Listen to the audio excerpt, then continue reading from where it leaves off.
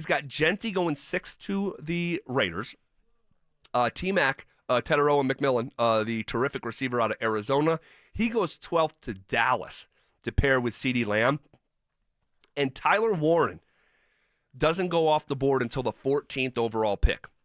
And before we proceed to the Broncos pick, in terms of tight end, do you think there's a scenario where, I have two questions for you. Yeah. One, do you think they told, and this might be a silly question, but do you think they talked with Evan Ingram? Because he was here for a couple days, okay? They were out to eat. He was at the facility. He slept here. He was hanging out with everybody, getting to know the staff, the players. Yep. Do you think during the course of those 2 days, they talked about what the Broncos will do in the first round and that it wouldn't be tight end if Evan Ingram chose the Broncos? Yeah, I think so. I think that they had a conversation with Evan Ingram because if you're a player that's coming to a team and they're going to pay you a lot of money, you're going to ask a couple questions.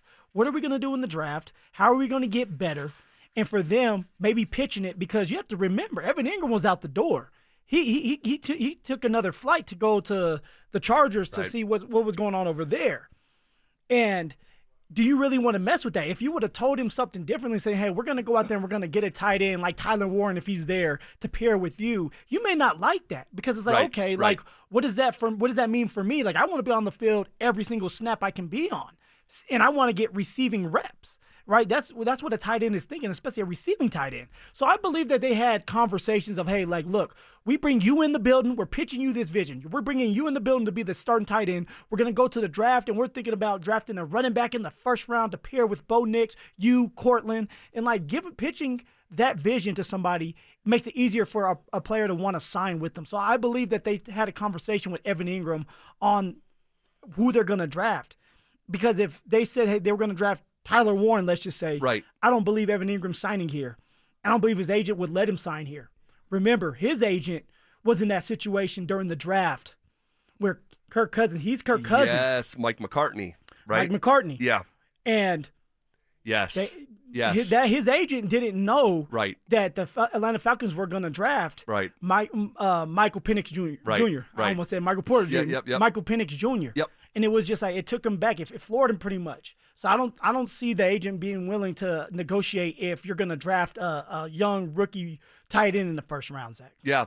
I wanted to ask that question because in this scenario, Tyler Warren is going off the board just 6 picks ahead of the Broncos. And I've asked the question in the past, if Tyler Warren's the best tight end in the class, and it's not unanimous, but most people agree he's the best tight end in the class, is there a threshold for the Broncos? Because they don't have their tight end of the future. Evan Ingram is fantastic, but he's 30 years old.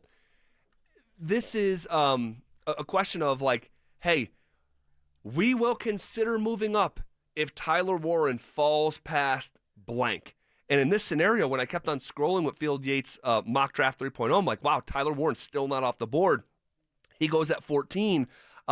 Just curious. You're probably right. Like, how much would you give up to move to 14 if you're the Denver Broncos? Because you're still at 20. Yeah. From 20 to 14, just totally a haphazard guess. Yeah, I would say it would cost a second-round pick this year, second-round pick next year, and like a fifth-round pick. See, and I'm not willing to do that. Like, we have what we need in the building, and I want to keep our draft picks. I want to keep our draft picks for the future as well, to continue to build off of what's going on here in Denver with the Denver Broncos, which is seemingly like, hey, we can be really good here. So I don't want to mess it up by giving up draft picks. Now, if Tyler Warren falls for whatever reason, for some reason he falls to 20, then you take him. Why would you not take him? Take the best available player that's on the board, and that would be at the tight end position. Tyler Warren is that guy that can be an elite impact player right away. So if he's sitting there at 20 because of a physical or something like that, I wouldn't mind taking him at 20. But I'm not moving up to get that man because we have the tight end right now in the building. All right, let's circle back to that Tyler Warren question because as we go through the exercise, I think it's going to be relevant. So the Broncos are on the clock in Field Yates' scenario, mock draft 3.0. All right. Omarion Hampton is still on the board. Colston Loveland is also still on the board, available at 20. Okay? The Broncos are on the clock. With the 20th pick, the Denver Broncos select Omarion Hampton, running back, University of North Carolina. This is what Field Yates said. Quote, the Broncos opted for a committee approach at running back last season, mixing in Javonte Williams, Jaleel McLaughlin, and Audric Estime. It resulted in a pedestrian run game behind an excellent offensive line. I see Hampton as a legitimate three-down back for Sean Payton.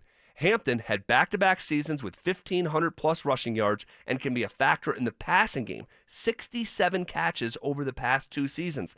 He ran a 4.46 second 40 at 221 pounds at the combine, too.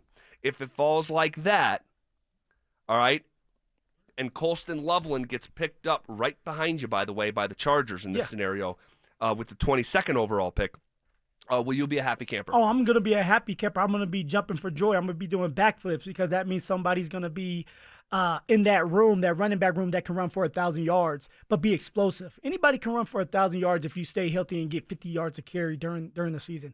But how does it look throughout the season? Are you being explosive? Are you breaking tackles? Are you the reason why you win games because you're able to rely on the run game in the fourth quarter with 4-minute drill? They call it 4-minute drill where you run the ball and run the timeout. That's what we're looking for. Omarion Hampton brings you the juice. He brings you that, okay, I can catch out of the backfield. I can run if you need me to run. I can break the tackles. Like, he's that third. He's the running back that you can use for all 3 downs. And I said yesterday, even 4 if you go for it on 4th and 1. So I would be a happy camper if we choose to select Omarion Hampton at 20 in the first round. Yeah, as would I. The Evan Ingram factor changes things. Yeah. I think if Evan Ingram wasn't signed, I would probably co-sign the Loveland pick. But you have that flexibility. So Lance Zierlein from NFL.com, all right, put his latest mock draft out there today, and I followed Lance Zierlein's work for years, does a very good job, in depth. He's got Cam Ward going first, Abdul Carter going second, Travis Hunter going third to the Giants, and the Jets, Raiders, and Saints all pass on Shador, all right? Genti ends up going 10th to the Chicago Bears. Tyler Warren in this draft as well goes 14th to the Colts. Same thing as Field Yates had. T-Mac, the receiver from Arizona, goes 18th to Seattle. And there, once again, Omarion Hampton and Colston Loveland both on the board at 20. And Lance Zierlein syncs up with Field Yates and also has the Denver Broncos picking Omarion Hampton. All right? And I'm not saying it's turning into consensus, but these are 2 guys we respect. Yeah. They have the draft falling very similarly when it comes to the Broncos. That's the missing piece. We need a running back in the room. Like, that's no secret. So if Omarion Hampton is there and you think that he can be that running back for you and he's explosive, don't pass on him. And by the way, there's history there. George drafted Javonte Williams. Where did Javonte Williams go to school? North Carolina. North Carolina. Javonte Williams had a great rookie year.